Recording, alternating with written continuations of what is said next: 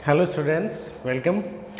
तो आज हम पढ़ने वाले हैं 12th क्लास का अगला topic, force between two parallel current carrying conductor. Magnetic field में हम जो पढ़ाई कर रहे हैं उसमें हमने प्रीवियस टॉपिक बेटा ये पढ़ा था कि जब भी किसी करंट कैरिंग कंडक्टर मतलब धारावाही चालक जिसमें करंट फ्लो होती हो उसको अगर अपन मैग्नेटिक फील्ड में पुट कर दें, रख दें, तो उस पर कितना फोर्स लगेगा। तो हमने कैलकुलेट किया था, क्या फोर्स आया था बताओ। उसमें आई करंट फ्लो होती है एंड एल क्रॉस बी, यही फॉर्मूला आया था कि नहीं आया था? यस। और इसके डायरेक्शन कैसे बताते हैं? या तो राइट हैंड थंब रूल से एल क्रॉस भी निकाल लेंगे, या फिर we have Fleming left hand rule, तो फ्लेमिंग वाले रूल से भी हम कर सकते हैं, राइट। तो बेटा अब हम पढ़ने वाले हैं कि फोर्स बिटवीन टू पैरेलल, दो पैरेलल, सपोज मेरे पास कोई ये दो पैरेलल वायर्स हैं, ठीक है, एंड हम इनको इस प्रकार से बना देंगे और ये इनफाइनाइट लेंथ के हैं सपोज, ठीक है, ये आगे नीचे लेंथ इनकी कुछ भी हो सकती है, इनफाइनाइट लेंथ के हैं। इसका नाम दे दो आप पी क्यू, ठीक है, इसका नाम दे दीजिए आप आर एस। तो ये दो करंट कैरिंग कंडक्टर हैं, सपोज इसमें करंट फ्लो हो रही है I1, this is current I2, अलग अलग करंट का नाम दे सकते हैं, राइट। उसके बाद हमने ये देखा कि दोनों के बीच की जो डिस्टेंस है बेटा, सपोज वो डिस्टेंस हमने मान ली स्मॉल d। अब एक बात बताइए, इसके करंट कैरिंग कंडक्टर में इस तार के अंदर, वायर के अंदर I1 करंट फ्लो हो रही है, तो उसकी वजह से क्या चारों ओर मैग्नेटिक फील्ड बनाएगा? ये अकेले तार की वजह से सोचो, एक कोई वायर है उसमें करंट फ्लो हो रही है, तो आंसर यस बनाएगा। ओके। और बायो-सावर्ट लॉ से हमने पढ़ा है कि इनफाइनाइट लेंथ का कोई एक वायर होता है, उसकी वजह से जो मैग्नेटिक फील्ड बनता है वो कितना बनता है? म्यू नॉट, अगर इसमें आई करंट है, म्यू नॉट आई अपॉन 2 पाई ए मतलब इससे कितना दूर, ए डिस्टेंस दूर पर कितना बनता है, ए का मतलब डिस्टेंस, वो कुछ भी हो सकती है। तो ये हमें पता है बेटा कि इतना मैग्नेटिक फील्ड बनता है। अब इतना मैग्नेटिक फील्ड अगर बनता है तो मैंने बोला इस वायर की वजह से, पहले वाले तार की वजह से, इसको पहला नंबर बोला, इसका 2 नंबर बोला दूसरा, तो दूसरे वाले वायर के ऊपर भी यहाँ ये मैग्नेटिक फील्ड में आ रखा होगा, ये तो आंसर है सर आ रखा होगा। इसकी वजह से एक मैंने ये तार लिया, इसके जैसे चारों ओर, इसके चारों ओर क्या होगा? मैग्नेटिक फील्ड होगा। चारों ओर में से मैंने दूसरा एक खड़ा क्या कर दिया? दूसरा एक वायर खड़ा कर दिया, तो इसके चारों ओर होगा। तो सपोज मैं इसको मान लेता हूँ, ये यहाँ पर कुछ ना कुछ मैग्नेटिक फील्ड बनाएगा, सपोज ये ऐसे, इसके चारों ओर ऐसे, इस वायर के चारों ओर ऐसे मैग्नेटिक फील्ड होगा, ठीक है। तो इसके कोई पॉइंट को मैंने मान लिया, यहाँ पर इसकी वजह से जो मैग्नेटिक फील्ड है, पहले वाले का मैग्नेटिक फील्ड यहाँ लगेगा, उसका नाम दिया B1, ठीक है। उसकी डायरेक्शन देखते हैं हम। अब करंट I1 ऊपर की ओर है बेटा, तो ऐसे अंगूठा करो और उंगलियां किधर मुड़ रही हैं? Bends toward inside. इनसाइड के लिए हम क्या निशान देंगे? तो क्रॉस। अंदर की ओर मैग्नेटिक फील्ड होगा पहले तार की वजह से, जिसके अंदर मतलब यहाँ पर मैग्नेटिक फील्ड B1 हो गया। मतलब मैं कहना चाहता हूँ कि RS जो वायर है PQ वायर के मैग्नेटिक फील्ड में है, विद्युत क्षेत्र में है, जो कितना है? B1 है, राइट। अब इसके लिए सोचो, सिमिलरली इसके लिए भी क्या होगा? इसका मैग्नेटिक फील्ड होगा, इसका मैग्नेटिक फील्ड होगा इसके चारों ओर। तो सपोज हमने बोला इसके चारों ओर मैग्नेटिक फील्ड होगा, ये कुछ ऐसा मैग्नेटिक फील्ड बनाएगा चारों ओर, हाँ या ना? इसके चारों ओर भी मैग्नेटिक फील्ड होगा, तो यहाँ पर जो मैग्नेटिक फील्ड होगा, इसको अपन मिटा देते हैं कि कंफ्यूज करेगा। ये बस समझाने के लिए था कि चारों ओर मैग्नेटिक फील्ड होगा। तो आप देख सकते हैं इजीली कि यहाँ पर B1 होगा और B2 का मतलब RS वायर की वजह से मैग्नेटिक फील्ड होगा, और वो ऐसा होगा, और D डिस्टेंस पर हमने उसका नाम दे दिया B2 होगा इस तार पर। और उसकी डायरेक्शन सोचो, अब उसकी डायरेक्शन के लिए कैसे सोचें? इसका मैग्नेटिक फील्ड है तो इसके करंट में डायरेक्शन ऐसे, अंगूठा I2 की तरफ और उंगलियां अब यहाँ नीचे गई, लेकिन ये जो तार है वहाँ पर मैग्नेटिक फील्ड घूमकर कैसा आ रहा है? देखो यूं यूं पकड़ लो इसको, तो यहाँ पर जो आएगा बेटा, ये PQ जो वायर है उस पर B2 की जो डायरेक्शन हो किधर होगी?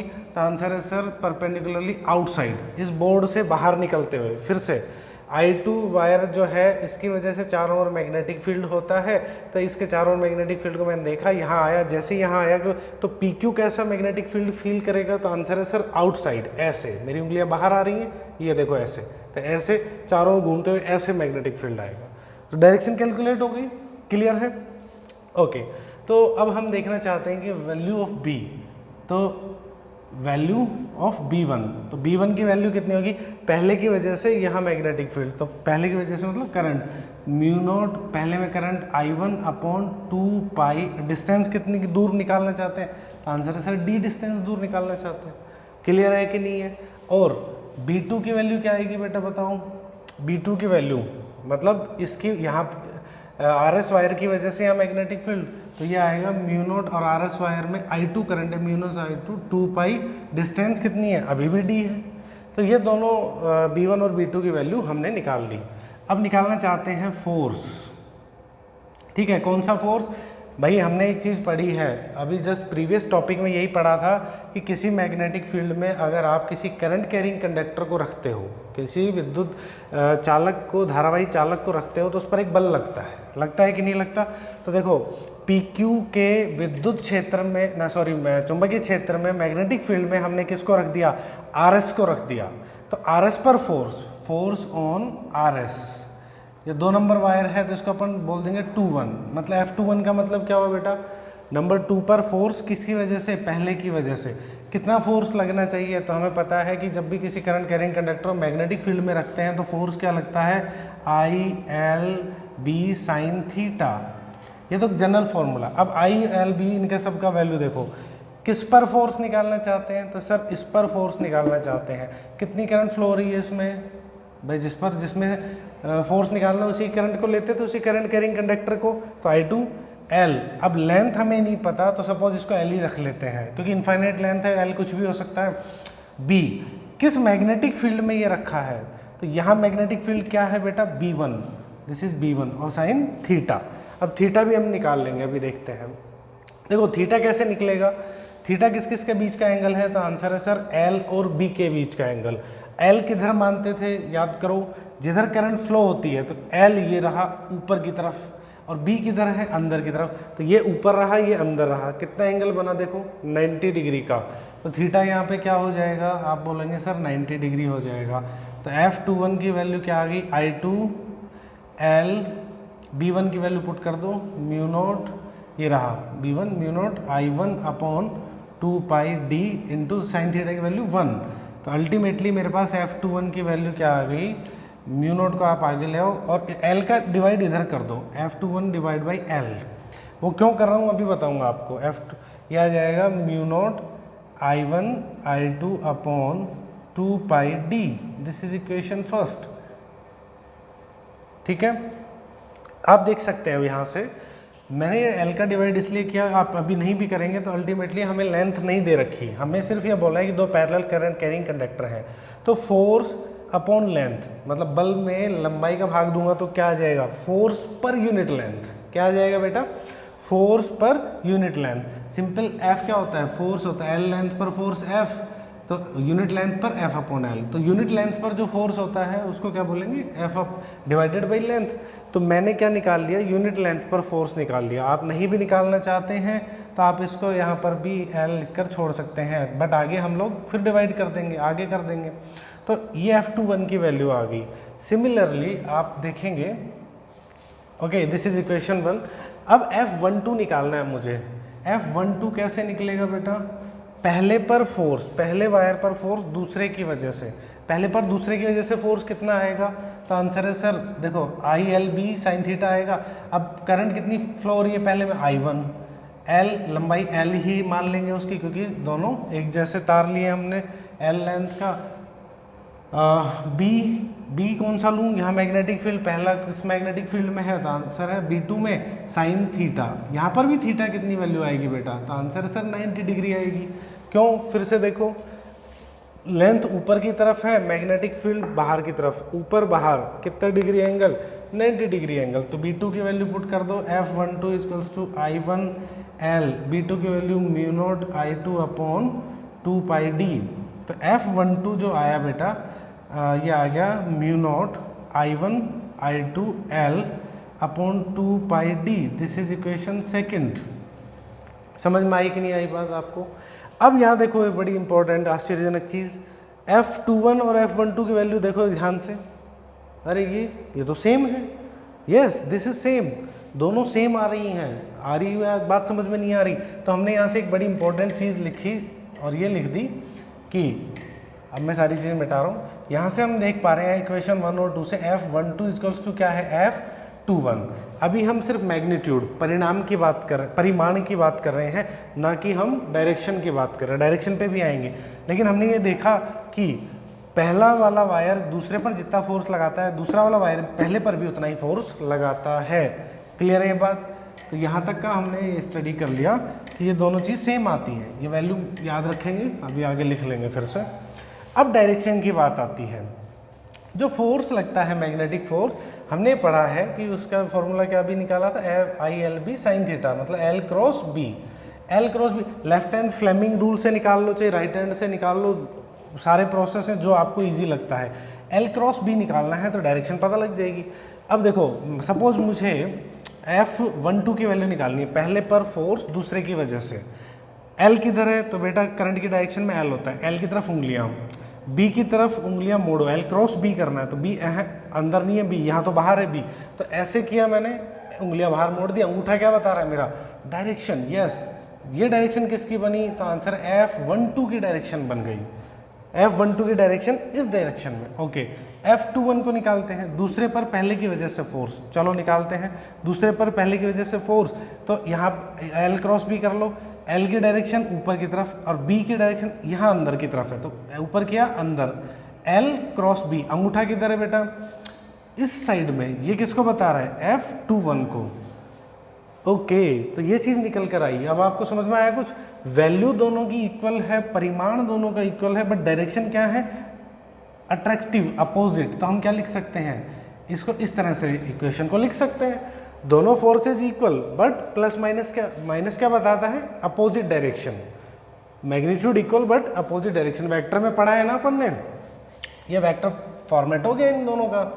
ठीक है, तो ये इस तरीके से हम कह सकते हैं। ठीक है, ये इनकी वैल्यू निकल के आई थी। तो फोर्स पर यूनिट लेंथ, अब हम एक चीज़ बताएंगे, हमने फोर्स F12 लिखो चाहे 21, F लिख देंगे। अब क्यों, दोनों की वैल्यू तो सेम ही आ रही है, μ0 I1 I2 अपॉन 2 पाई d इंटू L आता है। ठीक है, अब L लेंथ मुझे पता नहीं है, तो L को ख़त्म करने के लिए मैंने क्या सोचा, हमने सोचा कि L का डिवाइड ही कर दो, फोर्स पर यूनिट लेंथ बोल दिया करेंगे। भाई क्या दिक्कत आ रही है, तो फोर्स पर यूनिट लेंथ जो होगा वो किसके इक्वल होगा, ये फॉर्मूला इसका बन गया आगे के लिए। क्लियर है यहाँ तक बात? ओके, तो फोर्स पर यूनिट लेंथ हमने कैलकुलेट कर लिया। अब केस 1 केस 2 कर लेते हैं। हालांकि केस 1 तो ऑलरेडी कर ही चुके कि जब दोनों करंट सेम डायरेक्शन में हो। करंट कैसी हो, सेम डायरेक्शन करंट, मतलब दोनों करंट कैरिंग कंडक्टर में सेम डायरेक्शन में करंट होती हैं। तो मैं यहाँ फिर से बना देता हूँ। मान लो ये दो कंडक्टर हैं, मैंने इनके साथ एक बैटरी जोड़ दी। बेटा ध्यान से देखेंगे, ये मैंने एक बैटरी जोड़ दी ऐसे, ये माइनस प्लस। अब देखो क्या होगा, इसमें करंट किधर फ्लो होगी, तो देखो प्लस से माइनस टर्मिनल की ओर, ऐसे यहाँ पर भी प्लस से माइनस टर्मिनल की ओर करंट फ्लो होगी। This is I1, this is I2।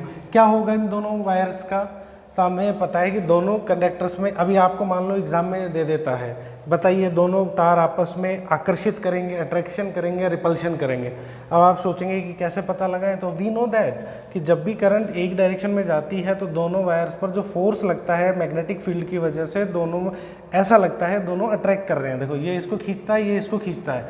अगर ये ऐसा खींचते हैं तो ये कुछ ऐसा, ये दोनों का डायग्राम कैसा बन जाएगा, दोनों ऐसे खिंच जाएंगे। क्लियर है बात, सीधे थे थोड़ा अट्रैक्ट हो गए, तो अट्रैक्ट होके ऐसे बन जाएंगे। तो जब भी करंट सेम डायरेक्शन में होगी तो हम ये वाला केस पे फोकस करेंगे। केस नंबर 2, जब करंट अपोजिट डायरेक्शन में हो, तो ठीक है अपोजिट डायरेक्शन को बना के देख लेते हैं फटाफट से। अब अपोजिट डायरेक्शन में करंट होगी, सपोज मान लो ये I1 है और ये नीचे की तरफ अब जा रही है I2। क्लियर है? अब देखो क्या होगा, ठीक है I1 I2 की वैल्यू सेम है, जो आपका फोर्स कैलकुलेशन होगा वो भी सेम होगा, बट डायरेक्शन को देखते हैं। राइट, यहाँ पर B की डायरेक्शन को देखते हैं, इसकी वजह से यहाँ B1 होगा और इस तार की वजह से यहाँ पे B2 होगा, बट दोनों की डायरेक्शन चाहिए।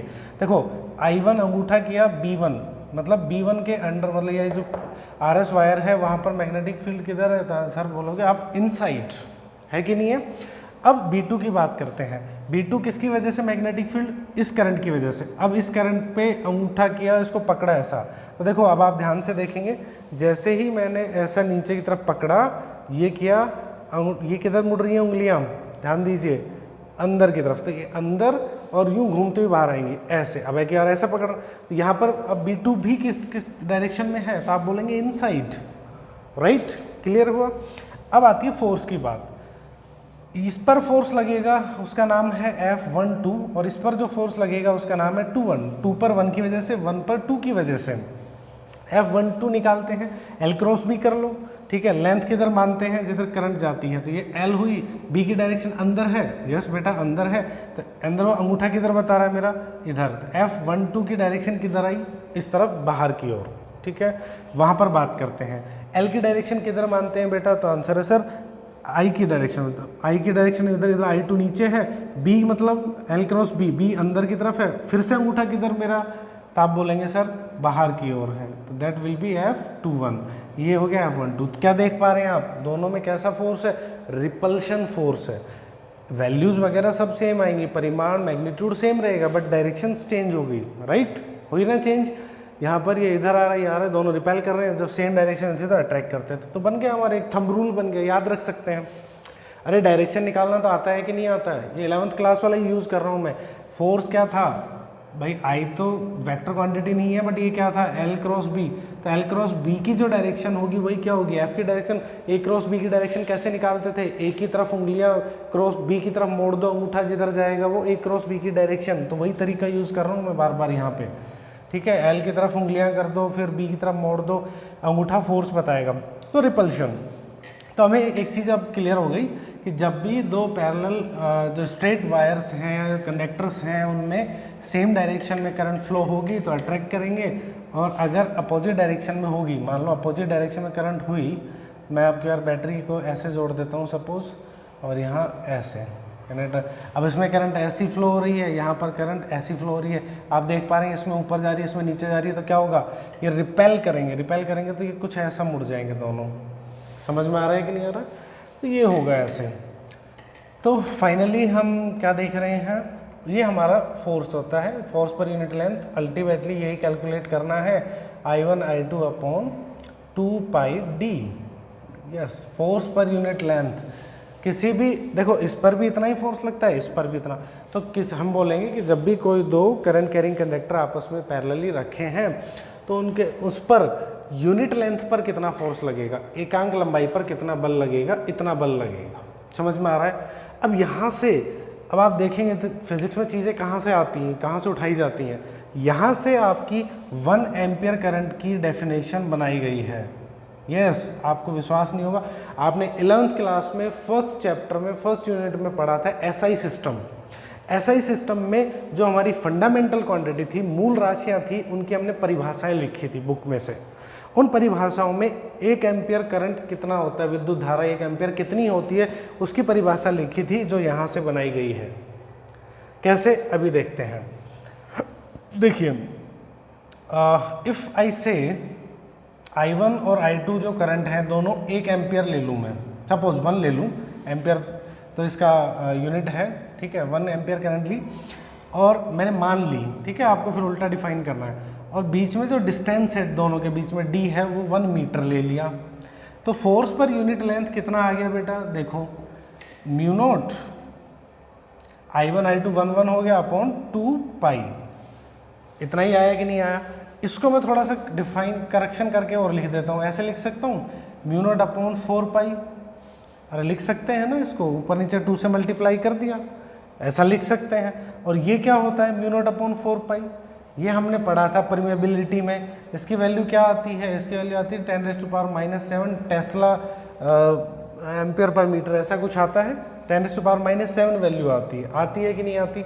इसको इससे मल्टीप्लाई कर दो, तो फोर्स पर यूनिट लेंथ इसी चैप्टर में आया था बेटा, ये इसकी value mu naught upon 4π constant की वैल्यू 10⁻⁻7, ये आ गया 2 × 10⁻⁷। इसकी यूनिट क्या होगी, देखो फोर्स पर यूनिट लेंथ की वैल्यू आई है, तो force per unit length Newton पर मीटर। अब डेफिनेशन में कुछ बच्चों को ये डाउट होता है कि जगह लिखवा देते हैं कितना फोर्स लगता है न्यूटन पर मीटर, तो बोलेंगे सर फोर्स की यूनिट न्यूटन पर मीटर कैसे आई, तो हमने फोर्स की यूनिट नहीं बोली, हमने बोला फोर्स पर यूनिट लेंथ की यूनिट, मतलब एकांक लंबाई पर लगने वाले बल की मात्रक है, ये यूनिट है। बस, तो अब क्लियर हो गया अपना डेफिनेशन। कैसे हो गया क्लियर, कर दो क्लियर कि भैया ये बात है कि 1 एम्पियर विद्युत धारा या 1 एम्पियर करंट वो होती है जो 1 मीटर दूरी पर स्थित 2 समान तार, मतलब जो एक जैसे वायर हैं 1 मीटर दूरी पर निर्वात में स्थित हैं, उनमें अगर वो बहाई जाए करंट तो उनके बीच में आपस में कितना बल लगेगा, 2 गुणा 10⁻⁷ बल प्रति एकांक लंबाई पर या यूनिट लेंथ पर लगेगा। फिर से 1 एम्पियर करंट वो करंट होती है जो समान वायर में, सेम वायर्स में, जो कि निर्वात में, या हम कहते हैं निर्वात को वैक्यूम, यस वैक्यूम में 1 मीटर डिस्टेंस पर रखे हैं और उनको फोर्स पर यूनिट लेंथ कितना फील हो रहा है, इतना फोर्स फील हो रहा है आपस में उन वायर्स को, उतनी करंट उस वैल्यू को, उस करंट की वैल्यू को, उतनी करंट बहाने से इतना फोर्स लगे, उस करंट को क्या कहते हैं, 1 एम्पियर कहते हैं। यही आपका डेफिनेशन है। तो ये टॉपिक यहीं पे कंप्लीट होता है। नेक्स्ट टॉपिक में हम लोग मिलते हैं, तब तक आप लोग पढ़ाई कीजिए।